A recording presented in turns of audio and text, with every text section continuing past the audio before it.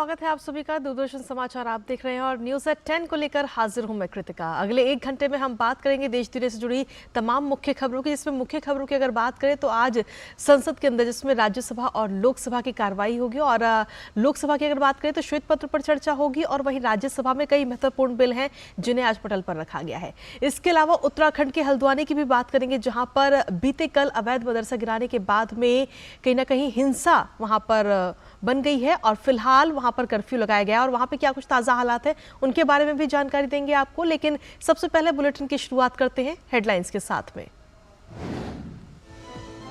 उत्तराखंड के हल्द्वानी में हिंसा प्रभावित इलाकों में बढ़ाई गई सुरक्षा। हिंसक घटना में 4 लोगों की मौत और 100 से ज्यादा घायल।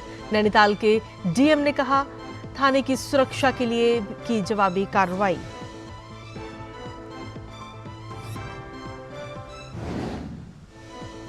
लोकसभा में आज शुरू होगी देश के आर्थिक हालात पर चर्चा। श्वेत पत्र के जरिए मौजूदा सरकार ने यूपीए के 10 साल के कार्यकाल में लगाए आर्थिक कुप्रबंधन के आरोप। 15 घोटालों का भी जिक्र।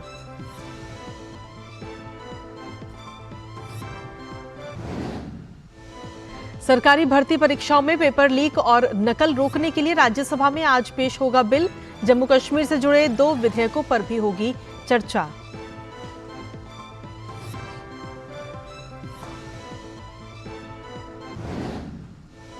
बिहार की पूर्व मुख्यमंत्री राबड़ी देवी और मीसा भारती की दिल्ली के राउज एवेन्यू कोर्ट में आज होगी पेशी। रेलवे में नौकरी के बदले जमीन मामले में ईडी की कार्रवाई के बीच आज होगी केस की सुनवाई।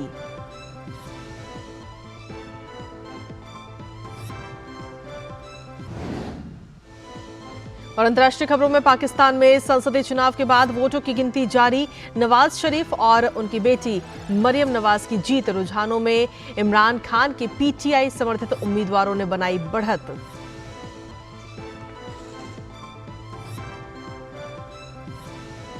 और हेडलाइंस के बाद चलिए अब खबरों में विस्तार से बात करेंगे और न्यूज़ एट 10 की शुरुआत करेंगे उत्तराखंड की खबर के साथ, जहां पर आपको बता दें कि उत्तराखंड के हल्द्वानी में बीते कल जो हिंसा हुई है उसमें 4 लोगों की मौत हो गई है, जबकि 100 से ज्यादा पुलिसकर्मी घायल हुए हैं। फिलहाल हल्द्वानी में कर्फ्यू लागू है और एहतियात के तौर पर इंटरनेट और स्कूलों को भी बंद रखा गया है। दरअसल हाईकोर्ट के आदेश पर अतिक्रमण हटाने निकली नगर निगम की टीम जब अवैध मदरसे को तोड़ने पहुंची तो उपद्रवियों ने जमकर तांडव मचाया, जबकि प्रशासन की ओर से अतिक्रमण हटाने के से पहले हर जरूरी नोटिस और जानकारी भी दे दी गई थी और बावजूद इसके उपद्रवियों ने थाने के बाहर खड़ी पुलिस की गाड़ियों में और बाइकों को आग के हवाले कर दिया। थाने के अंदर जो पुलिसकर्मी मौजूद थे उन्हें पीटा गया, थाने पर पथराव किया गया और यहां तक कि पेट्रोल बम भी फेंके गए। इस घटना के बाद मुख्यमंत्री पुष्कर सिंह धामी ने उच्च स्तरीय बैठक बुलाई है और उपद्रवियों पर सख्त कार्रवाई के निर्देश भी दे दिए हैं। वहीं पुलिस के मुताबिक शहर में उपद्रव मचाने वाले असामाजिक तत्वों को देखते ही गोली मारने के भी आदेश दिए गए हैं। प्रशासन का कहना है कि हालात बेकाबू होने पर थाने की सुरक्षा के लिए उन्हें बल प्रयोग करना पड़ा।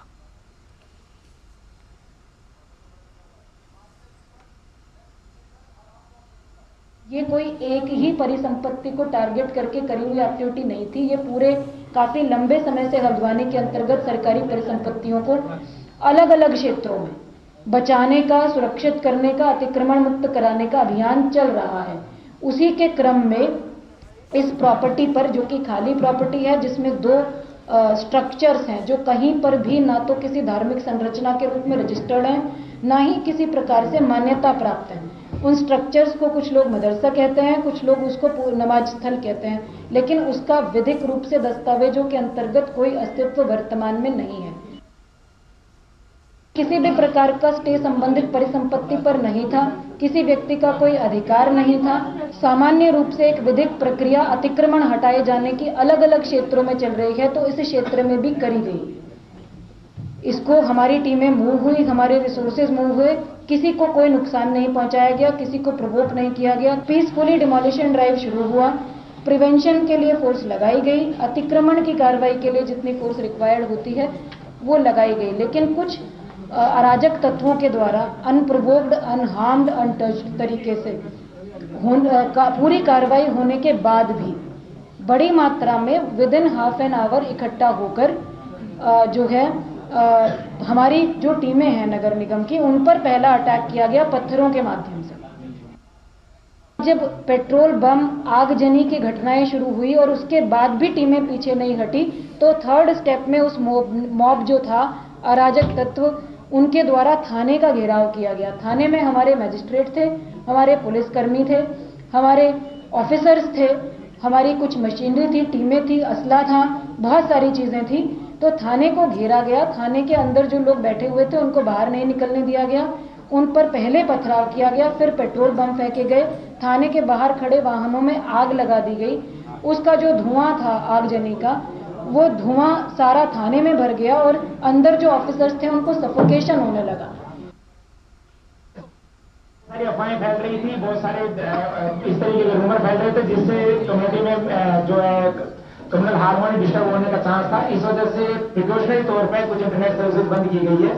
जैसे स्थिति शांतिपूर्ण होती है, इंटरनेट सर्विसेज वापस जो है सुचारू रूप से। तो जिस तरीके से बीते कल हिंसा हुई हल्द्वानी में, उसके बाद में एक्शन लेते हुए और एहतियात के तौर पर फिलहाल कर्फ्यू वहां पर लगा दिया गया है। साथ ही इंटरनेट सेवाएं जो है वो भी बंद कर दी गई। इसी पर ताज़ा अपडेट ले लेते हैं। हमारे साथ में देहरादून से हमारे संवाददाता गितेश त्रिपाठी इस वक्त जुड़ रहे हैं। गितेश, फिलहाल किस तरीके की स्थिति है वहां पर, किस तरीके से हालातों पर नियंत्रण करने की कोशिश प्रशासन कर रहा है? अभी जो रात को जो हिंसक घटना हुई थी वो अवैध जो मदरसा था उसको तोड़ने के लेके हुई थी, और जो अभी जो स्थिति है सामान्य है। शहर में कर्फ्यू लगाया गया है और अभी स्थिति बिल्कुल नियंत्रण में है और पीएसी और रियर बल यहाँ तैनात किए गए हैं। तो अभी स्थिति जो है धीरे धीरे सामान्य होती दिखाई दे रही है। गितेश, अब से कुछ देर पहले ही जेएम की तरफ से एक प्रेस कॉन्फ्रेंस भी की गई जिसमें कई सारी जानकारी उन्होंने दी है कि किस तरीके से कार्रवाई की गई है, कार्रवाई के पीछे वजह क्या थी, ये तमाम चीजें उन्होंने बताई। साथ ही कितने पुलिसकर्मी घायल हुए हैं उसके बारे में भी जानकारी उन्होंने दी। जी, अभी जो पुलिस वाले कर्मी है लगभग 50 की संख्या में है। बहुत ज्यादा कुछ ऐसे ज्यादा चोट उनको नहीं लगी, कुछ लोगों को ज्यादा लगी है, बाकी को सामान्य चोट लगी है। तो अभी जो स्थिति है उनकी सब सामान्य है और अभी फोर्स पूरी यहाँ लगी पड़ी है। जी गितेश, जो उपद्रवी है, जो अराजक तत्व है, उनकी पहचान किस तरीके से इस वक्त की जा रही है? क्या अभी तक किसी भी एक व्यक्ति की पहचान हो पाई है? जब निगम जो प्रशासन जो उसको तोड़ने गया था तो उन्हें ड्रोन वगैरह और अपने कैमरे वहां पे लगाए थे, तो उस हिसाब से उनकी पहचान धीरे धीरे करी जा रही है। जिस तरीके से गितेश जानकारी मिल रही है कि सिर्फ जो नगर निगम की टीम है वो वहां पर जो नॉर्मली कार्रवाई होती है, जो पूरा प्रोसीजर होता है उसी के तहत कार्रवाई करने के लिए वहां पर पहुंची थी, लेकिन इसी दौरान वहां पर जो लोग थे उन्होंने हिंसा की और यहाँ तक कि जो टीम वहां पर पहुंची थी उस पर भी आक्रमण बोल दिया। हाँ, वो थोड़ा सा मौसम जिस समय था थोड़ा सा अंधेरे का था, उसका फायदा उठाया लोगों ने। तो धीरे धीरे जो पत्थरबाजी वहाँ शुरू हो गई थी, फिर उसका आगजनी शुरू हुई। जी, अभी फिलहाल किस तरीके से वहां पर नियंत्रण करने की कोशिश की जा रही है गितेश? अभी स्थिति सामान्य है और वहाँ पे जो है कर्फ्यू लगाया गया है, स्थिति सामान्य है। जी गितेश, एहतियात के तौर पर और क्या कुछ कदम वहां पर उठाए गए हैं और मुख्यमंत्री की तरफ से भी क्या कुछ अपील की गई है प्रदेशवासियों से? कहा गया कि जो भी मुख्यमंत्री ने बोला कि जो भी चीजें हैं सख्ती से निपटी जाएगी और जो दंगाई है उनको छोड़ा नहीं जाएगा। गितेश, जानकारी ये भी है कि सीसीटीवी के जरिए भी जो उपद्रवी हैं उनकी पहचान अलग से की जा रही है? हाँ, उनकी धरपकड़ और पहचान के काम इस वक्त जारी है। जी गितेश, हल्द्वानी की हम बात कर रहे हैं तो हल्द्वानी में एहतियात के तौर पर इंटरनेट जो सेवाएं हैं वो भी फिलहाल के लिए बंद कर दी गई हैं। क्या इस बारे में जानकारी? और जो सोशल साइट है वो सारी बंद कर दी है, इंटरनेट की सेवा बंद करी है ताकि अगर ये चीजें फैले ना और गलत चीजें ना जाए, इसकी एहतियात के तौर पर इसको किया गया है। जी गितेश, जानकारी ये भी है कि जो स्कूल हैं उन्हें भी बंद कर दिया गया है एहतियात के तौर पे ही। हाँ, बच्चे बसों में इधर उधर सफर करते हैं, इसलिए जो एहतियात के तौर पे कि कोई ऐसा नुकसान ना हो बच्चों को, तो इसके छुट्टियां यहाँ डिक्लेयर कर दी गई। चलिए, बहुत बहुत शुक्रिया गितेश। अपनी नजर इस खबर पर आप बनाए रखिएगा, आगे भी आपसे ताजा अपडेट ले लेंगे। तो जिस तरह से देखा जाए तो इस वक्त हालात फिलहाल नियंत्रण में है और लगातार ये कोशिश की जा रही है कि जो भी अराजक तत्व थे उनकी पहचान की जाए और उसके बाद में उन पर कार्रवाई की जाएगी। इसी के साथ चलिए न्यूज़10 में अब अगली खबर का रुख कर लेते हैं। संसद का मौजूदा बजट सत्र आने वाले दिनों में याद रखा जाएगा क्योंकि केंद्र की मौजूदा सरकार ने भारत की अर्थव्यवस्था पर एक श्वेत पत्र संसद में बीते कल पेश किया है, जो 2004 से लेकर 2014 तक यूपीए सरकार के दौरान का है। इन 10 सालों में प्रधानमंत्री रहे डॉक्टर मनमोहन सिंह के कार्यकाल में अर्थव्यवस्था को लेकर जो फैसले किए गए उन सभी का पूरा लेखा जोखा इस श्वेत पत्र में है। वित्त मंत्री निर्मला सीतारमण ने इसे सदन के पटल पर कल रखा था, जिस पर अब आज लोकसभा में दोपहर 12 बजे से चर्चा शुरू होगी। वहीं श्वेत पत्र में कहा गया है कि 2014 में जब नरेंद्र मोदी सरकार सत्ता में आई थी, तब अर्थव्यवस्था नाजुक स्थिति में थी और वित्तीय स्थिति भी खराब थी। इसमें कहा गया है कि आर्थिक कुप्रबंधन और वित्तीय अनुशासनहीनता के साथ साथ व्यापक भ्रष्टाचार के कारण संकट पैदा हुआ। इसमें आगे कहा गया है कि अब अर्थव्यवस्था स्थिर हो गई है और सुधार साथ ही विकास के पथ पर भी चल रहा है। पिछले 10 सालों में सरकार ने विपक्षी सरकार द्वारा छोड़ी गई चुनौतियों पर सफलतापूर्वक नियंत्रण पा लिया है। वहीं श्वेत पत्र में यूपीए सरकार की गलत नीतियों का पूरा जिक्र करते हुए कहा गया कि विभिन्न सब्सिडी के लिए तेल विपणन खाद्य निगम को वर्ष 2006 से लेकर 2010 के बीच में 1.90 लाख करोड़ रुपए के बॉन्ड जारी कर दिए गए और राजकोषीय घाटा व राजस्व घाटा बढ़ने के डर से इस कर्ज को छिपाया गया, जिसे अब एनडीए सरकार चुका रही है। बिना जांचे परखे लोन देने की वजह से यूपीए काल में बैंकिंग संकट गहरा गया था। बैंकों के एनपीए बढ़ने लगे थे और बैंक अंदर से खोखले हो रहे थे। विदेशी मुद्रा का भंडार कम हो रहा था और वर्ष 2013 के अगस्त में ये 256 अरब डॉलर था, जो कि वर्ष 2011 में 294 अरब डॉलर था। राजकोषीय घाटा अधिक होने से वित्त वर्ष 2011-2012 में बजटीय प्राविधान की तुलना में 27% अधिक बाजार से कर्ज लिया गया। वहीं इंफ्रास्ट्रक्चर विकास भी चरमराने लगा। सामाजिक व ग्रामीण मामले से जुड़े मंत्रालय के पैसे खर्च तक नहीं किए जा रहे थे। कहा यह गया था कि यूपीए शासनकाल में दुनिया के 5 कमजोर अर्थव्यवस्था में शामिल रही भारतीय अर्थव्यवस्था को 5 शीर्ष अर्थव्यवस्था में शामिल करने के मोदी सरकार के सफर को इस श्वेत पत्र में दिखाया गया है और कहा गया है कि किफायती आवास ग्रामीण यूपीए सरकार में 2.1 करोड़ था, जो एनडीए शासनकाल में बढ़कर 2.6 करोड़ हो गया। वहीं शौचालयों की बात करें तो शौचालयों का निर्माण यूपीए सरकार में मात्र 1.8 करोड़ था, जो कि मोदी सरकार आने के बाद 11.5 करोड़ घरों तक पहुंच गया। असंगठित क्षेत्र में श्रमिकों के लिए किफायती पेंशन के लाभार्थी यूपीए सरकार में मात्र 36.4 लाख थे, जो एनडीए सरकार में बढ़कर 6.1 करोड़ हो गए। यूपीए सरकार में न्यूनतम शून्य राशि वाले बैंक खाते मात्र 10.3 करोड़ थे, जो कि मोदी सरकार में बढ़कर 51.6 करोड़ खाते तक पहुंच गया। पूरे देश भर में ऑप्टिकल फाइबर नेटवर्क यूपीए के दौर में मात्र 6,577 किलोमीटर था, जो कि मोदी सरकार में 6.8 लाख किलोमीटर तक हो गया।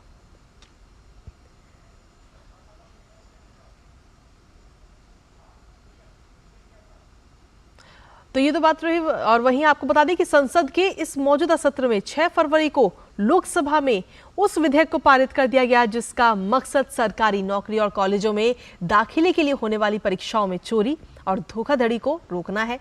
इस बिल का नाम है लोक परीक्षा कदाचार रोकथाम विधेयक 2024, जिसे आज राज्यसभा में अब पारित कराया जाएगा। इस बिल के अनुसार परीक्षा में नकल में मदद पहुंचाने वालों के लिए 3 से 10 साल जेल तक की सजा का प्रावधान है। कसूरवार ठहराए गए व्यक्ति पर 10 लाख रुपए से 1 करोड़ रुपए तक का जुर्माना भी लगाया जा सकता है। इस नए कानून में परीक्षा दे रहे उम्मीदवार के लिए किसी दंड का प्रावधान नहीं किया गया है और उनके लिए सजा का निर्धारण परीक्षा ले रहे संबंधित प्राधिकरण के अपने नियमों के तहत ही होगा। ये कानून केंद्र सरकार और उसकी टेस्टिंग एजेंसियों द्वारा आयोजित की जाने वाली ज्यादातर परीक्षाओं पर लागू होगा। इस कानून के तहत सभी अपराध गैर जमानती होंगे और इनकी जांच वरिष्ठ पुलिस अधिकारी करेंगे।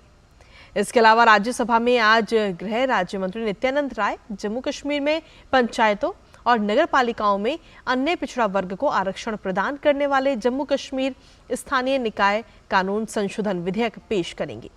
जम्मू कश्मीर से जुड़े 2 अन्य विधेयकों संविधान जम्मू और कश्मीर अनुसूचित जाति आदेश संशोधन विधेयक और संविधान जम्मू और कश्मीर अनुसूचित जनजाति आदेश संशोधन विधेयक को भी उच्च सदन से आज पारित किया जाना है। इन चारों विधेयकों को लोकसभा हालांकि पहले ही पारित कर चुकी है। और इसी पर ताज़ा अपडेट ले लेते हैं। हमारे साथ में हमारे संवाददाता राजेश इस वक्त जुड़ रहे हैं। राजेश, क्या कुछ ताज़ा अपडेट है आपके पास में? अगर लोकसभा की कार्रवाई की बात की जाए तो बीते कल श्वेत पत्र पेश किया गया था और उसके बाद में आज श्वेत पत्र पर चर्चा होनी है। देखिए, लोकसभा और राज्यसभा की कार्रवाई जो है कृतिका, वो 11 बजे शुरू होगी और जो जानकारी है उसके मुताबिक लोकसभा में प्रश्नकाल का जो संचालन है वो 11 बजे से शुरू होगा और 12 बजे से श्वेत पत्र पर चर्चा जो है वो शुरू हो जाएगी, जिसको कल ही वित्त मंत्री निर्मला सीतारमण ने सबसे पहले लोकसभा में पेश किया था और उसके कुछ घंटों बाद जो है उन्होंने राज्यसभा में श्वेत पत्र को पेश कर दिया था, जिसके बाद भारी गहमागहमी जो है वो देखने को मिल रही थी और मीडिया का कौतूहल व्हाइट पेपर को लेकर बहुत ज्यादा दिखाई पड़ रहा था और विपक्ष के लोग भी यह देखना समझना चाह रहे थे कि आखिर सरकार व्हाइट पेपर में क्या कुछ लेकर आई है। यह कहीं ना कहीं 10 साल बनाम 10 साल का जो रोड मैप है वह दिखाने की कोशिश सरकार की तरफ से की जाएगी। ऑफ द रिकॉर्ड सत्ता पक्ष के कई सांसदों से जब बात हुई तो उन्होंने कहा कि 2004 से लेकर 2014 के बीच देश के जो आर्थिक हालात थे वो क्या थे, वो किसी से छिपे हुए नहीं है। साथ ही घपले घोटाले, 2G, कोलगेट और तमाम जो राष्ट्रमंडल खेलों में जो घपले घोटाले उजागर हुए, उन तमाम चीजों की वजह से कहीं ना कहीं देश की अर्थव्यवस्था चरमराई हुई थी। लेकिन 2014 से 2024 की अगर बात करें तो इसमें दुनिया भर के मुल्कों में हिंदुस्तान की जो अर्थव्यवस्था है अब कहीं ना कहीं 5वें स्थान पर पहुंच गई है। तो यह कंपेयर करने की कोशिश है 10 साल बनाम 10 साल की, 10 साल यूपीए के और 10 साल एनडीए के। और मुझे लगता है कि इस श्वेत पत्र पर जब चर्चा होगी तो सब कुछ बाहर निकलकर सामने आएगा कि सत्ता पक्ष के लोग कैसे अपनी बात को रखते हैं और विपक्ष कैसे सत्ता पक्ष की बातों को काउंटर करता है। इन पर तमाम लोगों की नजरें टिकी रहेंगी। सत्ता पक्ष की तैयारियां पूरी हैं, अब देखना होगा कि विपक्ष इस व्हाइट पेपर को लेकर क्या तैयारी कर पाती है, कैसे सत्ता पक्ष का काउंटर करती है। इस पर सभी लोगों की नजरें आज टिकी हुई रहेंगी। जी राजेश, अगर इस चर्चा की बात करें तो क्या कोई मुख्य नाम अभी तक निकलकर सामने आए हैं कि जो लोग आज की इस चर्चा में हिस्सा लेते हुए नजर आएंगे मुख्य रूप से? देखिए, मुझे लगता है कि जो आर्थिक मामलों के जो जानकार सांसद होंगे वो इस विषय पर जरूर बातचीत करेंगे और विपक्ष की तरफ से भी जो आर्थिक मामलों के जो जानकार लोग होंगे वो इस पर निश्चित रूप से अपनी बात रखने की कोशिश करेंगे। अभी तक पुख्ता जानकारी नहीं मिल पाई है कि कौन कौन लोग इस पर अपनी बातें रखेंगे, क्योंकि कल ही व्हाइट पेपर आया है और आज जो है उस पर चर्चा होनी है। लेकिन इतना जरूर कहा जा सकता है कि चर्चा जो है वो दिलचस्प होगी और इस पर तमाम लोगों की नजरें रहेंगी कि क्या कुछ व्हाइट पेपर पर चर्चा के दौरान सत्ता और विपक्ष के बीच क्या कुछ देखने को मिलता है। क्या दोनों आमने सामने टकराहट की मुद्रा में दिखाई पड़ते हैं या फिर विपक्ष जो है वो सत्ता पक्ष के एक एक सवालों का जवाब देने की तैयारी में की स्थिति में है या नहीं है। इस पर तमाम लोगों की नजरें रहेंगी। बहरहाल व्हाइट पेपर को लेकर कहीं ना कहीं संसद जो है वो सुर्खियां बटोर रहा है और बस अब से कुछ ही देर बाद हम कह सकते हैं कि 1-1.5 घंटे के बाद व्हाइट पेपर पर जब चर्चा शुरू होगी तो यह देखना होगा कि क्या कुछ नजारा लोकसभा का दिखाई पड़ता है। जी चलिए, बहुत बहुत शुक्रिया राजेश, तमाम जानकारी और अपडेट्स हमारे दर्शकों तक पहुंचाने के लिए। तो वाकई नजर हम सभी की इस पर लगातार बनी रहेगी संसद में, क्योंकि 11 बजे ये सत्र शुरू होगा, 1 घंटे का क्वेश्चन आवर रहेगा। उसके बाद में 12 बजे लोकसभा में श्वेत पत्र पर चर्चा होगी और श्वेत पत्र पर चर्चा के लिए सत्ता पक्ष की तरफ से तो तैयारियां पूरी हैं ही, लेकिन साथ ही विपक्ष कितना तैयार होगा ये देखने वाली बात होगी। न्यूज़ 10 में वक्त एक छोटे से ब्रेक का है, आप बने रहिए हमारे साथ। साल, बरस और सदी नहीं, एक युग गुजर जाएगा। उम्र न पूछो वंडर की, जब फर्क नजर आएगा।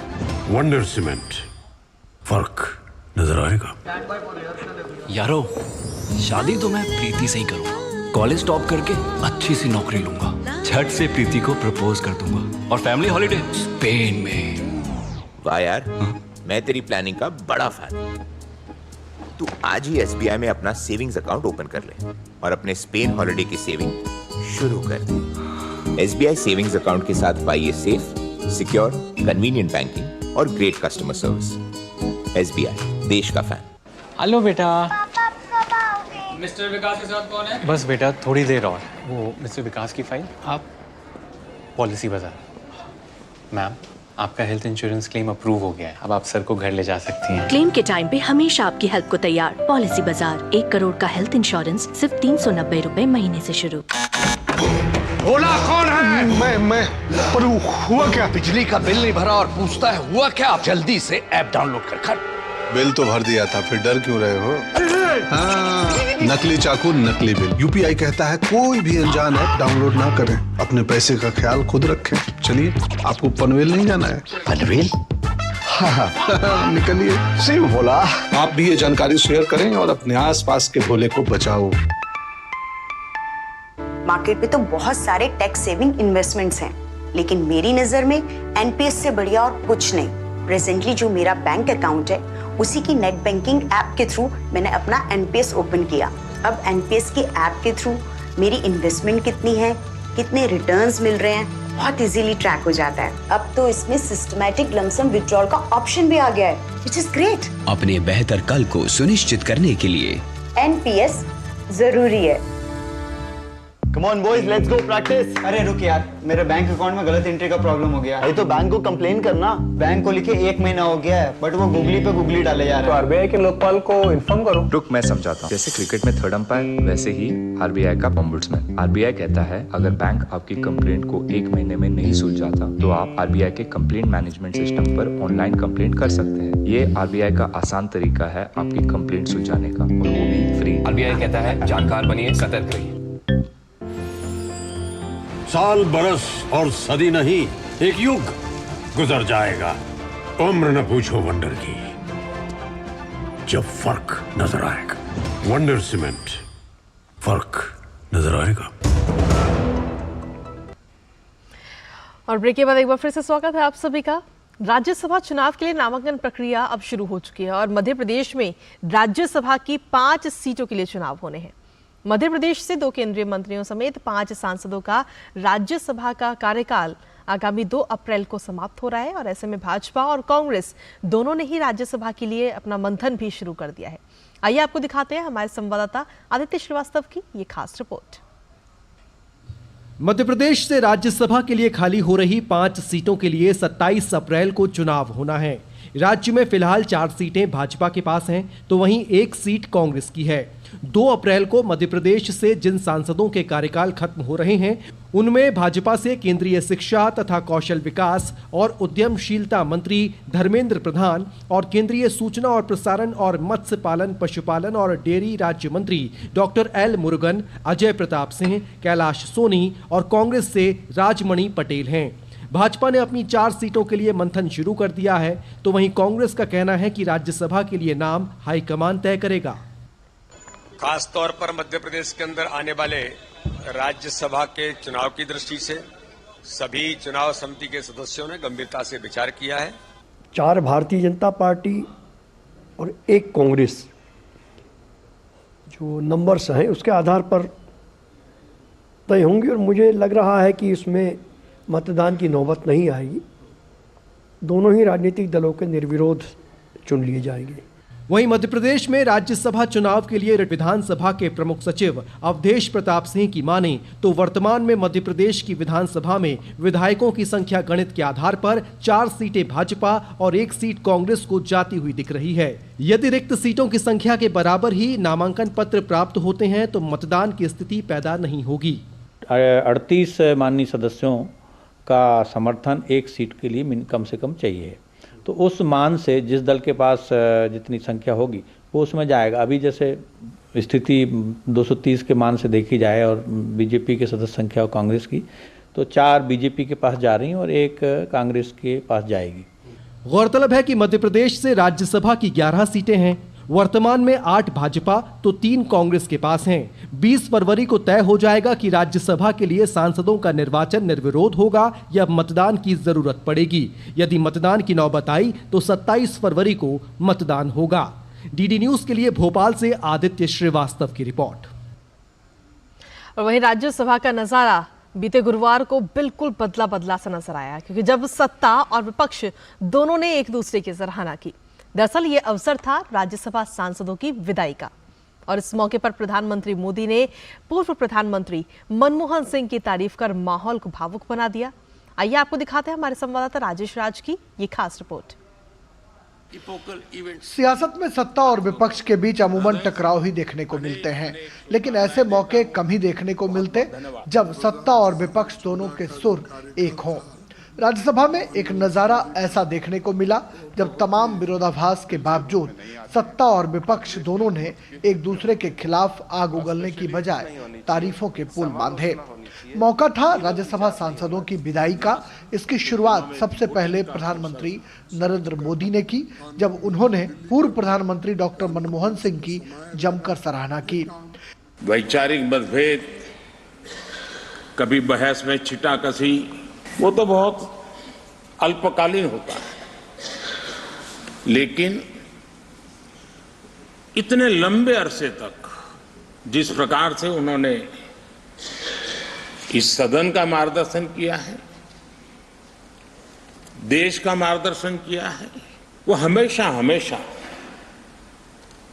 जब भी हमारे लोकतंत्र की चर्चा होगी तो कुछ माननीय सदस्यों की जो चर्चा होगी उसमें माननीय डॉक्टर मनमोहन सिंह की योगदान की चर्चा जरूर। जब बारी नेता प्रतिपक्ष की आई तो उन्होंने भी पीएम के सुर में सुर मिलाई। मनमोहन सिंह जी का वो बहुत ही अच्छा था, उन्होंने अच्छी काम की। इसकी जो सलाहना या उसकी जो तारीफ की, उसी लिए मैं आपको धन्यवाद देता हूँ। ऐसी ही चलती रहे, जो अच्छे काम होते उसकी तारीफ करो, जो कमियां होती हैं वो गिनते जाओ। वाकई विदाई के मौके पर राज्यसभा का नजारा बदला बदला सा था। क्या सत्ता क्या विपक्ष, हर एक सांसद भावुक थे और अपने संस्मरणों को साझा कर लोकतंत्र में जीवंतता का रंग भरते नजर आए।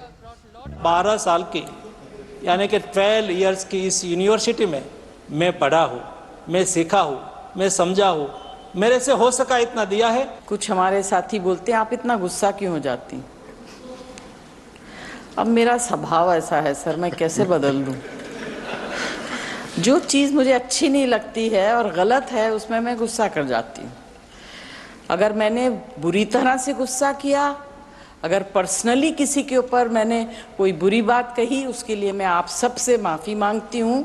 यहाँ आकर बहुत सीखने को मिला है, बहुत मित्रताएं हुई हैं अक्रॉस द पार्टी लाइन, और इस सदन की गरिमा शालीनता को मैंने आत्मसात किया है। राज्यसभा के कुल 64 सदस्यों का कार्यकाल पूरा हो रहा है। रिटायर होने वाले सांसदों में पूर्व प्रधानमंत्री मनमोहन सिंह, सुधांशु त्रिवेदी, जया बच्चन, सोनल मान सिंह, अभिषेक मनु सिंघवी, प्रकाश जावड़ेकर और सुशील कुमार मोदी के नाम उल्लेखनीय हैं। केंद्रीय मंत्रियों धर्मेंद्र प्रधान, मनसुख मांडविया, पुरुषोत्तम रूपाला, भूपेंद्र यादव, अश्विनी वैष्णव समेत अनेक वरीय मंत्री राज्यसभा से रिटायर हो रहे हैं। सियासत में राजनीतिक मतभेद तो हो सकते हैं, लेकिन मनभेद नहीं। इसका जीता जागता प्रमाण देखने को मिला राज्यसभा में, जब प्रधानमंत्री नरेंद्र मोदी ने सांसदों की विदाई के मौके पर पूर्व प्रधानमंत्री डॉक्टर मनमोहन सिंह की जमकर तारीफ की। वहीं स्वास्थ्य मंत्री मनसुख मांडविया की जब बारी आई तो उन्होंने केसी त्यागी का जिक्र किया और यहाँ तक कि शरद यादव की भी उन्होंने तारीफ की। यह दिखाता है कि वाकई हिंदुस्तान को मदर ऑफ डेमोक्रेसी क्यों कहा जाता है। कैमरामैन सौरभ और अपने सहयोगी अनुज यादव, ऋषि कुमार के साथ राजेश राज, डीडी न्यूज, दिल्ली। और वहीं बीती 1 फरवरी को अंतरिम बजट में आशा वर्कर को आयुष्मान भारत योजना यानी कि पीएमजे के तहत लाया गया है। इससे आशा वर्कर चिन्हित निजी अस्पताल में अपना और अपने पूरे परिवार का हर साल 5 लाख तक मुफ्त इलाज करा सकती हैं। मोदी सरकार के इस फैसले से देश भर की आशा कार्यकर्ता बेहद खुश हैं। क्या कुछ कह रहे हैं उन सभी का आपको सुनाते हैं। ये हैं उर्मिला। उर्मिला एक आशा वर्कर हैं। उर्मिला हर दिन इसी तरह अपने काम पर जाती हैं और अपने इलाके में घर घर जाकर लोगों के स्वास्थ्य के बारे में पूछती हैं, चाहे बच्चे का टीकाकरण हो या फिर स्वास्थ्य से जुड़ी दूसरी बात हो। किराड़ी दिल्ली की रहने वाली आशा बहन उर्मिला अब पहले से ज़्यादा खुश हैं। क्योंकि वो और उनके परिवार के सेहत का ख्याल अब पीएम मोदी की 5 लाख की इलाज की गारंटी रखेगी। मोदी जी का बहुत बहुत धन्यवाद करते हैं कि उन्होंने हमें आयुष्मान योजना के तहत हमें इस स्कीम के अंदर आशा वर्कर्स को लाया। इससे मुझे और मेरी फैमिली को, जो कि आज तक हमें कोई ऐसी सुविधा नहीं मिली थी हेल्थ की, अब हमें प्राइवेट हॉस्पिटल में 5 लाख तक का इलाज जो हमारा फ्री होगा, इसके लिए हम बहुत शुक्रिया अदा करते हैं मोदी जी का। हम मोदी जी के बहुत बहुत धन्यवाद करते हैं क्योंकि उन्होंने हमारे बारे में सोचा। हम पूरे एरिया के बारे में सोचते हैं, सबकी देखभाल करते हैं, उन्होंने हमारे बारे में सोचा, हमें 5 लाख तक का इलाज फ्री दिया है। इसलिए मेरे परिवार की तरफ से, मेरी तरफ से मोदी जी को बहुत बहुत धन्यवाद। मैं चाहती हूँ कि मोदी जी दोबारा आए क्योंकि उनकी वजह से मैं अपने परिवार को अच्छे से अच्छी स्वास्थ्य सुविधा दे सकती हूँ। अब हमारे बारे में सरकार सोचे है तो अब हम अपना पूरा पहले इलाज करवाएंगे, फिर हम एरिया वाले को भी देख पाएंगे अच्छी तरह से। जब हमें एरिया में घूमना है, पहले हम स्वस्थ रहेंगे, फिर एरिया वाले को हम स्वस्थ रख पाएंगे। मोदी जी को धन्यवाद, मोदी जी हमारे बारे में इतना सोचे हैं, बहुत बहुत धन्यवाद। उर्मिला अकेली ऐसी नहीं है जिनको आयुष्मान भारत के तहत 5 लाख का मुफ्त इलाज मिलेगा। इनके जैसी देश भर की 10 लाख आशा वर्कर को आयुष्मान भारत योजना का लाभ मिलेगा। केंद्र शासित प्रदेश दादर, नागर हवेली और दमन दीव की आशा वर्कर दक्षा हलपति ने भी आशा वर्कर को आयुष्मान भारत योजना में शामिल करने पर पीएम मोदी का आभार व्यक्त किया। आयुष्मान भारत कार्ड से हॉस्पिटलों का खर्चा नहीं होगा और हमारा पैसा बच जाएगा। प्रधानमंत्री नरेंद्र मोदी जी ने 2024-2025 के बजट में हमको शामिल किया गया है, इसीलिए मैं मोदी जी का धन्यवाद करना चाहती हूँ। अंतरिम बजट में वित्त मंत्री निर्मला सीतारमण ने आशा वर्कर और आंगनबाड़ी कार्यकर्ता और सहायिका को आयुष्मान भारत योजना यानी पीएम जय के तहत लाने की घोषणा की थी। इसी योजना के दायरे में आने से 10 लाख आशा वर्कर और 25 लाख आंगनबाड़ी कार्यकर्ता और उनके परिवार को हर साल 5 लाख का मुफ्त स्वास्थ्य बीमा मिलेगा। अब तक इस योजना से 6 करोड़ से ज्यादा लोगों ने इलाज कराकर लाभ उठाया है। ब्यूरो रिपोर्ट के साथ नितेंद्र सिंह, डीडी न्यूज, दिल्ली। वहीं प्रधानमंत्री फसल बीमा योजना से देश के 15 करोड़ से ज्यादा किसान जुड़े हुए हैं और योजना की किसानों तक पहुंच बढ़ाने के लिए केंद्रीय कृषि एवं किसान कल्याण मंत्री अर्जुन मुंडा ने नई दिल्ली में किसान रक्षक हेल्पलाइन 14447 और पोर्टल कृषि बीमा सैंडबॉक्स फ्रेमवर्क प्लेटफॉर्म सारथी और लर्निंग मैनेजमेंट सिस्टम प्लेटफॉर्म का शुभारंभ किया है। इन पोर्टल की शुरुआत से किसानों को किस तरह फायदा होगा, इस विषय पर हमारे संवाददाता ओपी यादव ने बात की केंद्रीय मंत्री अर्जुन मुंडा से। आपको सुनाते हैं। प्रधानमंत्री नरेंद्र मोदी के नेतृत्व में केंद्र सरकार लगातार मिशन मोड पर काम कर रही है और यही वजह की प्रधानमंत्री फसल बीमा योजना के जरिए तकरीबन 15 करोड़ किसान जुड़ चुके हैं। इसी योजना में अब कई तरह के नवाचार और तकनीकी कामों को बढ़ावा दिया है क्योंकि केंद्रीय कृषि और कल्याण मंत्री अर्जुन मुंडा तकनीक और नवाचारों को बढ़ावा देने पर जोर देते हैं। आइए बात करते हैं सर, सारथी, कृषि रक्षक पोर्टल और लर्निंग मैनेजमेंट सिस्टम, ये तीनों जो नवीन तकनीकी नवाचार है, इनसे किस तरह फायदा मिलेगा इसे? देखिए, ये सतही तौर पर जुड़ने का एक कार्यक्रम है। किसान सीधे तौर से जुड़े, अपनी बातों को रखे, अपनी समस्या को रखे और उन्हें सही तरीके से सूचनाएं उन तक पहुंचाई जाए और पहुंचे, ये सुनिश्चित करने के लिए ये सारा आज 3 पोर्टल यहाँ से लॉन्च किए गए और मैं समझता हूँ कि इसमें बहुत अधिक लाभ किसानों को अपनी समस्या के समाधान के लिए मिलेगा। ये जो तीनों योजनाएं हैं, निश्चित तौर पर 15 करोड़ किसानों का जुड़ना एक बहुत बड़ी आबादी का प्रतिनिधित्व करना है।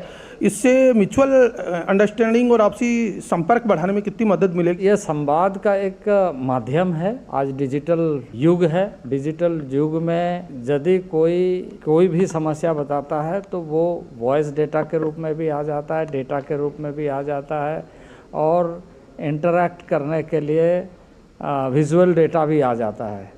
तो इस तरह के सारी सुविधाएं उपलब्ध हो प्रत्येक किसान के लिए प्रतिबद्ध है माननीय प्रधानमंत्री जी। सर, आपने जिक्र किया तकनीकी नवाचार, लेकिन जिस तरह देश की भौगोलिक परिस्थितियां और विविधता में एकता के जरिए भाषाई जो विविधता है उसको देखकर इसमें अलग अलग भाषाओं, प्रत्येक भाषा में ये जो हमारा पोर्टल है वो सुविधा प्रदान करे, इसकी विशेषता है। इस पोर्टल के माध्यम से सारी भाषाओं के माध्यम से जो हमारे भारत की भाषाएं हैं और भूमि, समतल भूमि हो, पहाड़ी भूमि हो, पठारी भूमि हो, उन सारे जगहों में उसके भौगोलिक आधार पर जो सूचनाएं चाहिए वो सारी सूचनाएं उन्हें उपलब्ध हो। तो केंद्रीय कृषि और किसान कल्याण मंत्री अर्जुन मुंडा, जिनका मानना है कि प्रधानमंत्री फसल बीमा योजना में सारथी, कृषि रक्षक पोर्टल और लर्निंग मैनेजमेंट सिस्टम की तैयारी से एक और जहां किसानों को इससे जुड़ने का फायदा होगा, वहीं दूसरी ओर इस योजना को सरल और आसान बनाकर ज़्यादा से ज़्यादा किसानों को इससे जोड़ने का प्रयास होगा। P Yadav, DD news, Delhi. और न्यूज़ 10 में खबरों का सिलसिला यूं ही लगातार जारी है, लेकिन इसी बीच वक्त एक छोटे से ब्रेक का हो गया। आप बने रहिए हमारे साथ। साल, बरस और सदी नहीं, एक युग गुजर जाएगा। उम्र न पूछो वंडर की, जब फर्क नजर आएगा। वंडर सीमेंट, फर्क नजर आएगा। मौसम को अपने पैशन के बीच जो नहीं आने देते, मैं उनका फैन हूं। मेरी तरह SBI भी आपका फैन है, इसलिए SBI आपके लिए थोड़ी एक्स्ट्रा मेहनत करता है। तो excellent customer service, assistance to MSMEs और टेक्नोलॉजी ड्रिवन बैंकिंग सॉल्यूशंस। घर छोड़ दूं, SBI बदल रहा है क्योंकि हम एक बदलते देश के फैन हैं। SBI, देश का फैन। और ब्रेक के बाद एक बार फिर से स्वागत है आप सभी का। खबरों में आगे बढ़ते हैं और बात करेंगे बिहार के, जहां आपको बता दें कि पूर्व मुख्यमंत्री बिहार की राबड़ी देवी और उनकी बेटी Misa Bharti land for job case में पेश होने के लिए दिल्ली के राउज एवेन्यू कोर्ट पहुंच चुकी हैं। राबड़ी देवी और मीसा भारती के अलावा हेमा यादव समेत कई आरोपियों की पेशी भी आज हो रही है। दरअसल इस मामले में दिल्ली एक अदालत ने प्रवर्तन निदेशालय के आरोप पत्र पर संज्ञान लेते हुए राबड़ी देवी समेत 9 लोगों को आज कोर्ट में पेश होने का आदेश दिया था, जिस पर आज सुनवाई हो रही है। इस मामले में ईडी ने पटना स्थित अपने कार्यालय में लालू यादव से करीब 10 घंटे पूछताछ की थी। लालू यादव से पूछताछ के एक दिन बाद ही उनके बेटे तेजस्वी यादव से भी ईडी ने करीब 8.5 घंटे पूछताछ की थी। देश की सबसे बड़ी petroleum company Indian oil corporation प्राकृतिक गैस पाइपलाइन से हाइड्रोजन ले जाने की क्षमता पर काफी तेजी से काम कर रहा है। IOC कच्चे तेल को ईंधन में बदलने और रिफाइनिंग क्षमताओं के विस्तार के साथ ही शुद्ध शून्य कार्बन उत्सर्जन लक्ष्य को भी हासिल करने में मददगार परियोजनाओं पर भी काम लगातार कर रहा है। IOCL के चेयरमैन श्रीकांत माधव वैद ने हमारे संवाददाता तापस भट्टाचार्य से इन सभी विषयों पर विस्तार से बातचीत की है और इस बातचीत में क्या कुछ उनका कहना है वो आपको सुनाते हैं। इंडिया एनर्जी वीक चल रहा है गोवा में और इस वक्त मेरे साथ बात करने के लिए इंडियन ऑयल के चेयरमैन SM वैद्या मौजूद है। सर, आप लोग ट्रांजिशन कर रहे हैं और सबसे बड़ी बात है नेट जीरो का जो प्रधानमंत्री का नारा है 2070 तक आप लोग उसको पहले लेके आ रहे हैं 2040 तक। थोड़ा सा बताइए क्या क्या चीज़ें आप लोग कर रहे हैं। हमारे इंडिया एनर्जी वीक बहुत ही बेहतरीन तरीके से शुरू हुआ क्योंकि माननीय प्रधानमंत्री जी हमारे स्टॉल में पदार्पण किया उन्होंने। मैं उनको खुद बता पाया कि इंडियन ऑयल क्या क्या कर रहा है हमारे नेट ज़ीरो जर्नी की तरफ। तो उसमें मैंने ये बताया कि जो ग्रीन हाइड्रोजन मोबिलिटी है उसके तरफ इंडियन ऑयल ने एक बहुत बड़ा कदम लिया है। हम 1 महीने के अंदर 15 ग्रीन हाइड्रोजन बसेस, कुछ तो ऑलरेडी चल रही हैं दिल्ली की सड़कों पे, 15 बसेस चलाएंगे ग्रीन हाइड्रोजन पे और ये सारे बसेस मेड इन इंडिया है। और ये जो ग्रीन हाइड्रोजन है हमारे R&D सेंटर फरीदाबाद में बन रहा है और मुझे बताते हुए खुशी है कि प्रॉबेबली ये देश का एक ही मात्र ग्रीन हाइड्रोजन डिस्पेंसिंग स्टेशन है। और इसमें से हम कुछ बसेस केवड़िया ले जाएंगे, जहाँ हम बड़ौदा, जहाँ हमारी गुजरात रिफाइनरी है वहाँ भी हम हाइड्रोजन बना रहे हैं फ्यूल सेल का, तो वहाँ से हम उसको स्टैच्यू ऑफ यूनिटी में बस चलाएंगे। तो बहुत बड़ा स्टेटमेंट होगा। बाकी हमारे 2G और 3G इथेनॉल प्लांट जो पानीपत में ऑलरेडी चल रहे हैं, तो इस साल मुझे बताते हुए खुशी है कि लगभग 1 लाख टन पराली हमने एग्रीगेट की है जिससे हम इथेनॉल बनाएंगे। और ये अदरवाइज जल जाती तो प्रदूषण भी रुक गया और अब इथेनॉल भी बन गया। और तीसरा है 3G इथेनॉल प्लांट जो हमारा पानीपत में बन रहा है, जो लैंजा टेक कंपनी है USA के, उनके सहयोग से बन रहा है। तो कहने का तात्पर्य है कि इंडियन ऑयल सिर्फ डेमोन्स्ट्रेट नहीं, मतलब पायलट प्रोजेक्ट्स नहीं कर रहा, बहुत बड़े बड़े कदम लिए हैं। और मुझे पूरी उम्मीद है कि ये सब कदम आगे चलकर देश को एक दिशा दिखाएंगे ताकि हमारा जो लक्ष्य है नेट ज़ीरो का 2070 का, जो प्रधानमंत्री ने ग्लासगो में कहा था, वो जरूर पूरा होगा। आप लोग वॉक द टॉक कर रहे हैं। एक्चुअली मैं थोड़ा सा जानना चाहूँगा कि अभी कतार के साथ एक बहुत बड़ा डील पेट्रोनेट के साथ हुआ, उसमें भी इंडियन ऑयल ने एक बहुत बड़ी भूमिका निभाई है। थोड़ा सा बताइए कि देश को कैसे आप लोग, ट्रांजिशन तो होगा लेकिन उससे पहले एनर्जी सेल्फ सफिशिएंट कैसे बना रहे हैं। कतार के साथ जो अभी हमने डील की है वो 2028 से लागू होगी और ये बेसिकली जो करंट डील है जो अभी चल रही है वो जैसे एक्सपायर होगी नई डील आएगी। तो इंडियन ऑयल इसमें काफ़ी बड़ा हकदार है। जो गैस का हमने ट्रांजिशन अग्रीमेंट साइन किया है, इसके पहले बता दूं हमने एडनॉक के साथ एक डील किया है गैस का, टोटल के साथ किया है। जो प्रधानमंत्री की जो विज़न है कि हमारा देश एक गैस इकोनॉमी बने, उसकी तरह हम पूरी तरह से जोर शोर से अग्रसर है। बहुत बहुत शुक्रिया हमसे बात करने के लिए। तो ये थे चेयरमैन इंडियन ऑयल के, जो बता रहे थे कि देश आगे बढ़ रहा है और प्रधानमंत्री का जो विजन है उसके साथ इंडियन ऑयल शामिल है भारत को नेट न्यूट्रल में बदलने के लिए। कैमरा पर्सन अजीत के साथ मैं तापस भट्टाचार्य, दूरदर्शन समाचार, गोवा। और वहीं HPCL 2040 तक नेट जीरो उत्सर्जन की योजना पर काम कर रहा है। ऊर्जा दक्षता बढ़ाने से लेकर नवीकरणीय ऊर्जा स्रोतों को एकीकृत करने और हरित हाइड्रोजन प्रौद्योगिकी को अपनाने तक HPCL ऊर्जा परिदृश्य में क्रांति लाने के लिए तैयार है। HPCL हाइड्रोजन समृद्ध प्राकृतिक गैस संयंत्र पर भी काम कर रहा है। हमारे संवाददाता तापस भट्टाचार्य ने HPCL के विपुल कुमार माहेश्वरी से इन सभी मुद्दों पर खास बातचीत की है, आपको सुनाते हैं। एनर्जी वीक में नए नए आविष्कार, नए नए इनोवेशन देखने को मिल रहे हैं और इस वक्त मैं हूं HPCL के पवेलियन पे। यहाँ पे हमें एक नई चीज देखने को मिल रही है, यह वो है HCNG। क्या है HCNG, हम जानेंगे विपुल कुमार महेश्वरी से, जो एग्जीक्यूटिव डायरेक्टर है HPCL। सर थोड़ा बताइए, ऑल्टरनेट फ्यूल है, ग्रीन फ्यूल के उसमें आता है, क्या है ये HCNG? ये HCNG जो नया फ्यूल है, this is hydrogen enriched CNG। इसके अंदर करीबन 15 से लेकर 20% हाइड्रोजन होगा। इसको डेवलप करने के लिए इन हाउस टेक्नोलॉजी हम लोगों ने HPCL में बनाई है। इसकी खास बात यह है कि इसको बनाने के अंदर कोई भी CO2 जनरेट नहीं होती है, कोई भी वाटर मॉलिक्यूल कंज्यूम नहीं होता है, और इसका जो कैटलिस्ट यूज़ करते हैं, इससे जो बाई प्रोडक्ट जो कार्बन फॉर्म में बनता है वो CNT है, carbon nano tube, which is very valuable product. And at the same time this can be use for energy dispensing for this thing.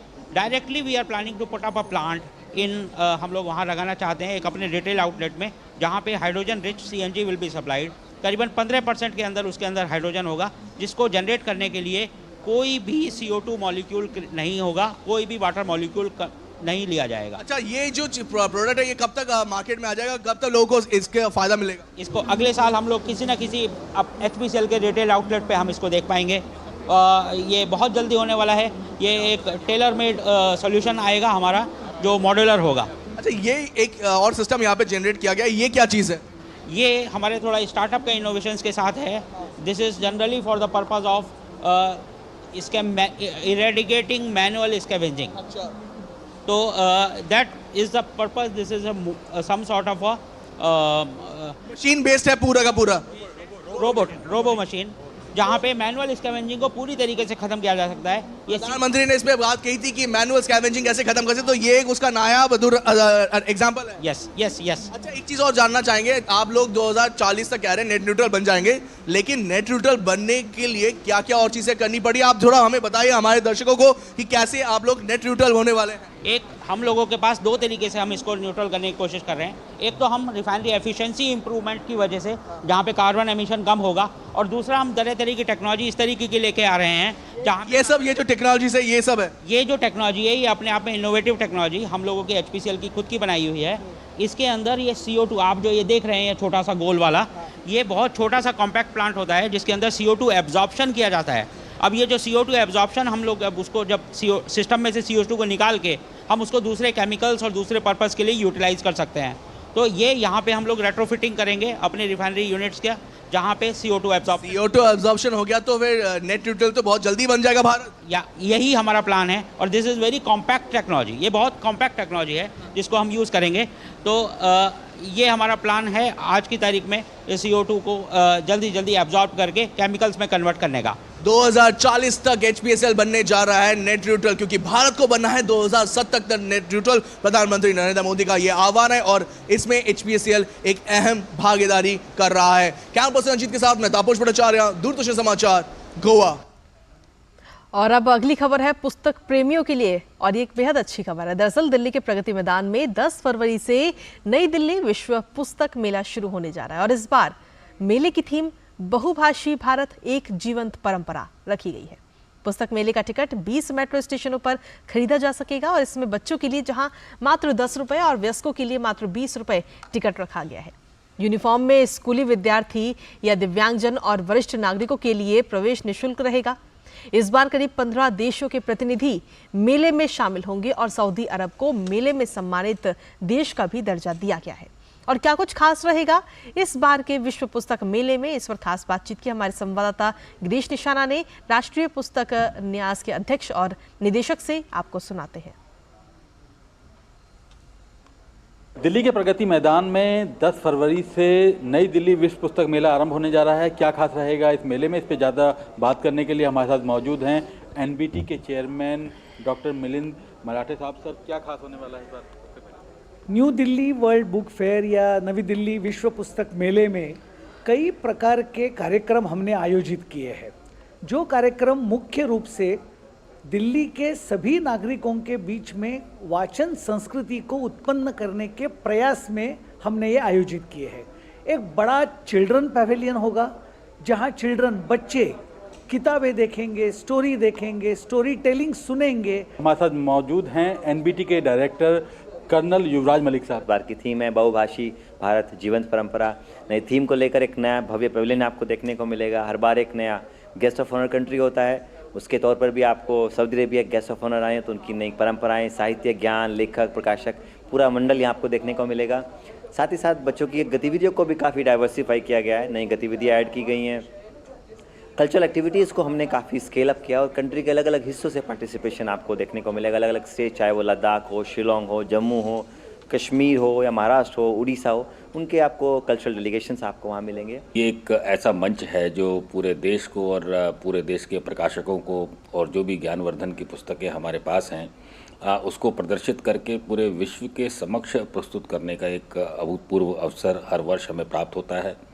और दुनिया भर के जो ज्ञान चाहने वाले लोग हैं वो विश्व पुस्तक मेले में आते हैं अपनी रुचि के अनुसार, अपने इंटरेस्ट के अनुसार, और जो वो अपने जीवन में सीखना चाहते हैं उस ज्ञान को प्राप्त करने की पुस्तक इस मेले से प्राप्त करते हैं। तो निश्चित तौर पर पाठकों के लिए अपनी रुचियों को, अपने इंटरेस्ट को डेवलप करने के लिए, अपने ज्ञान को बढ़ाने के लिए, और साथ में जो पब्लिशर हैं उनका काम और जो लिखने वाले हैं, जो लेखक हैं, उनका काम जन जन तक पहुंच सके, इसके लिए बहुत बड़ा अवसर है। 10 से लेकर 18 फरवरी तक दिल्ली के प्रगति मैदान में ये नई दिल्ली विश्व पुस्तक मेला आयोजित किया जाएगा, जिसकी थीम बहुभाषी भारत रखी गई है। कैमरामैन मोंटी सिंह के साथ गिरीश निशाना, डीडी न्यूज, दिल्ली। और चलिए अब बात करते हैं पड़ोसी देश पाकिस्तान की, जहां संसदीय चुनाव और प्रांतीय चुनाव खत्म होने के बाद वोटों की गिनती जारी है। पाकिस्तान इलेक्शन कमीशन ने अब तक 266 में से 26 सीटों के लिए रिजल्ट घोषित कर दिए हैं। अभी तक आए परिणामों में नवाज शरीफ की पार्टी PMLN ने 11 सीट, पाकिस्तान पीपल्स पार्टी ने 5 सीटों पर चुनाव जीता है, तो वहीं इमरान खान की पार्टी PTI समर्थित 10 उम्मीदवारों ने जीत दर्ज कर ली है। बुनेर सीट से इमरान खान के वकील और PTI के चेयरमैन गौहर अली खान जीत गए हैं, तो वहीं शहबाज शरीफ के बेटे लाहौर की हमजा NA 118 सीट से जीते हैं। स्थानीय मीडिया के अनुसार PMLN के नवाज शरीफ मनसहरा की NA 15 सीट से हार गए हैं।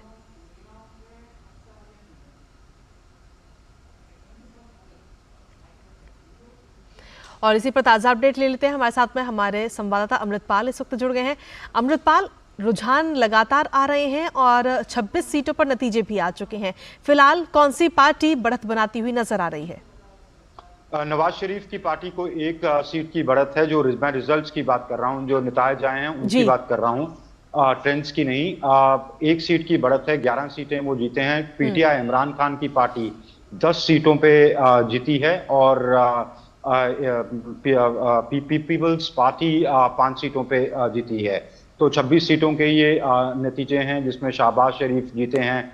आपने जैसे बताया कि नवाज शरीफ मनशेरा से हार गए हैं, पर नवाज शरीफ के बेटे हमजा जीते हैं लाहौर से, शहबाज शरीफ भी लाहौर से जीते हैं।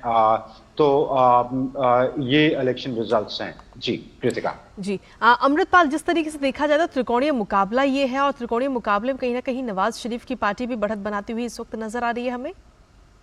नवाज शरीफ की पार्टी बिल्कुल 1 सीट की बढ़त है, पर मेरे ख्याल से नवाज शरीफ का हारना अपने आप में, चाहे 1 सीट से, वो मल्टीपल सीट से कॉन्टेस्ट कर रहे हैं, 1 सीट से भी हारना सिंबॉलिक है। दूसरा, जिस तरह की बातें कही जा रही थी कि वो अगले प्रधानमंत्री बनेंगे, उनको आर्मी की बैकिंग है, पीटीआई को जिस तरह इलेक्शन सिंबल नहीं दिया गया, उनके कैंडिडेट्स इंडिपेंडेंट लड़े और उनकी बहुत सारी लीडरशिप जेलों में है। इमरान खान जेल में हैं, वाइस चेयरमैन जो थे पीटीआई के शाह महमूद कुरैशी वो जेल में हैं। जिस तरह के उन पर केसेस और कन्विक्शंस आई हफ्ते पहले इलेक्शन के, तो ये सब को देखते हुए उनकी पार्टी बुरा नहीं कर रही है। 10 सीटें सिर्फ एक सीट की, और अभी ये इनिशियल रिजल्ट्स हैं, 266 टोटल सीटों के रिजल्ट्स आने हैं। तो मतलब टोटल सीट्स जिन पे इलेक्शन हुई है 265 हैं, एक पे काउंटरमैंड हो गई थी क्योंकि कैंडिडेट की डेथ हो गई थी। तो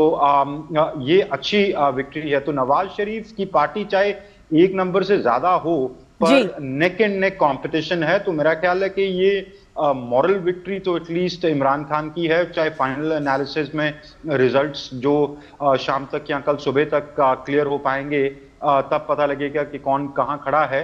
पर अभी तक जो नतीजे हैं, Imran Khan clearly popular leader है पाकिस्तान में, ये एस्टैब्लिश हो गया है। जी चलिए, बहुत बहुत शुक्रिया अमृतपाल, तमाम जानकारी और अपडेट्स देने के लिए। इस पर अपनी नज़र लगातार आप बनाए रखिएगा। और इसी के साथ चलिए खबरों में आगे बढ़ लेते हैं और तमाम जो बाकी अन्य अंतर्राष्ट्रीय खबरें उन पर नजर डालते हैं। रूस के साथ चल रहे संघर्ष के बीच यूक्रेन के राष्ट्रपति व्लादिमीर जेलेंस्की ने कमांडर जनरल अलेक्जेंडर को नया सेना प्रमुख बनाया है। जेलेंस्की ने सेना प्रमुख वैलेरी को हटाते हुए उनकी 2 साल की सेवा के लिए आभार जताया है।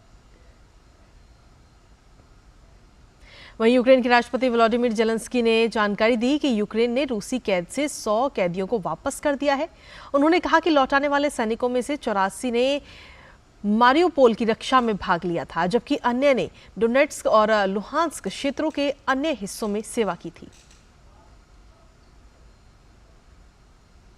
वहीं संयुक्त राष्ट्र प्रमुख एंटोनियो गुटेरेस ने पिछले महीने गजा पट्टी में 9 संयुक्त राष्ट्र कर्मचारियों को निकाल दिए जाने के बाद विश्व निकाय में हमास की घुसपैठ से संबंधित इजराइल से किसी भी नई जानकारी पर तुरंत कार्रवाई करने का वादा किया है। अमेरिकी राष्ट्रपति जो बाइडेन को बड़ी राहत मिली है। उनको एक बहुप्रतीक्षित रिपोर्ट में क्लीन चिट दिया गया है। गुरुवार को आई रिपोर्ट में बाइडेन को क्लासिफाइड डॉक्यूमेंट्स के दुरुपयोग मामले में किसी भी गलत काम से बरी कर दिया गया है। बाइडेन ने इस पर फैसले पर खुशी जताई है। अमेरिका के राष्ट्रपति जो बाइडेन और जर्मनी के चांसलर ओलाफ स्कोल्स वाशिंगटन में मुलाकात करेंगे। मुलाकात के दौरान लाल सागर में जहाजों पर हूथी के हमले, यूक्रेन और रूस के बीच संघर्ष और पश्चिम एशिया में जारी संघर्ष पर भी चर्चा करेंगे। संयुक्त राष्ट्र सुरक्षा परिषद ने लगभग 8 साल बाद कोलंबिया के सशस्त्र विद्रोही गुट फार्क के साथ शांति समझौते की प्रगति और चुनौतियों की समीक्षा करने के लिए कोलंबिया की यात्रा शुरू की। साल 2016 में एक शांति समझौते के तहत कोलंबिया सरकार ने सशस्त्र विद्रोही गुट फार्क के साथ सहमति बनाई थी।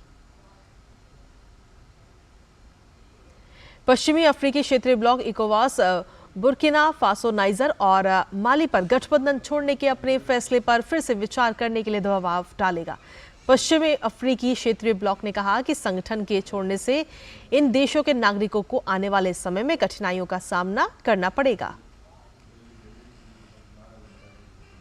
जॉर्जिया की संसद ने इराकली कोबाखिद्जे को दक्षिण कॉकेशस के नए प्रधानमंत्री के रूप में मंजूरी के लिए मतदान किया है। पिछले सप्ताह सत्तारूढ़ जॉर्जियाई ड्रीम ब्लॉक ने कोबाखिद्जे को दक्षिण कॉकेशस के नए प्रधानमंत्री के रूप में नामित किया था।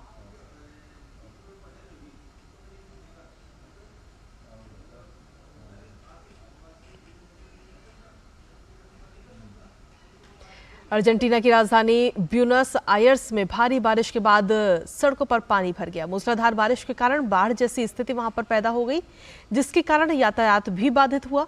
भारी बारिश के कारण राजधानी के कई इलाकों में भी बत्ती गुल रही। आइसलैंड में इस साल दूसरी बार ज्वालामुखी फटा। राष्ट्रीय प्रसारक RUV ने बताया कि ज्वालामुखी में विस्फोट स्थानीय समय अनुसार सुबह 6 बजे सिलिंगारफेल पर्वत के उत्तर पूर्व में शुरू हुआ। ग्रिंडाविक शहर के उत्तर में मैग्मा की दखल भूकंप के आधे घंटे पहले शुरू हुई थी।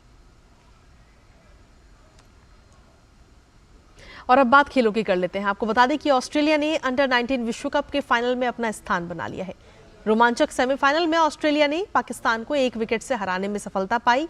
जीत के लिए मिले 180 रनों के लक्ष्य को ऑस्ट्रेलिया ने अंतिम ओवर की पहली गेंद पर 9 विकेट खोकर हासिल कर लिया। ऑस्ट्रेलिया के लिए हैरी डिक्सन ने सबसे अधिक 50 रन बनाए, तो वहीं ओलिवर ने 49 रनों का योगदान दिया। टॉम कैंपबेल ने 25 रनों की पारी खेली। अंत में ओवरों में रेफ मैकमिलन ने नाबाद 19 रन बनाकर टीम को जीत दिलाने में अहम भूमिका निभाई। फाइनल में ऑस्ट्रेलिया का सामना रविवार को अब भारत से होगा। और प्रयागराज और हरिद्वार में मौनी अमावस्या के आज के इस अवसर पर श्रद्धालुओं ने गंगा नदी में पावन स्नान किया। माघ मास की अमावस्या को मौनी अमावस्या कहा जाता है। मौनी अमावस्या पर मौन रहकर स्नान और दान करने का महत्व है। इस दिन अगर संपूर्ण रूप से मौन रहा जाए तो अद्भुत स्वास्थ्य और ज्ञान की प्राप्ति होती है।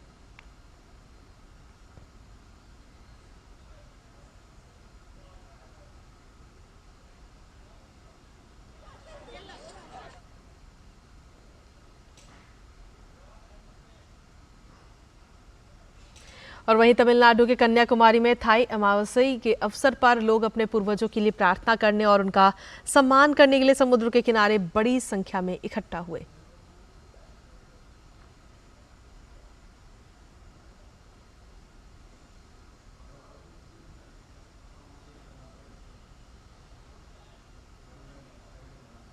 और इसी के साथ फिलहाल न्यूज़ 10 में मुझे दीजिए अनुमति। ब्रेक के उस पार देखिए खबरों का आगे का सिलसिला सहयोगी गौरव के साथ। नमस्कार।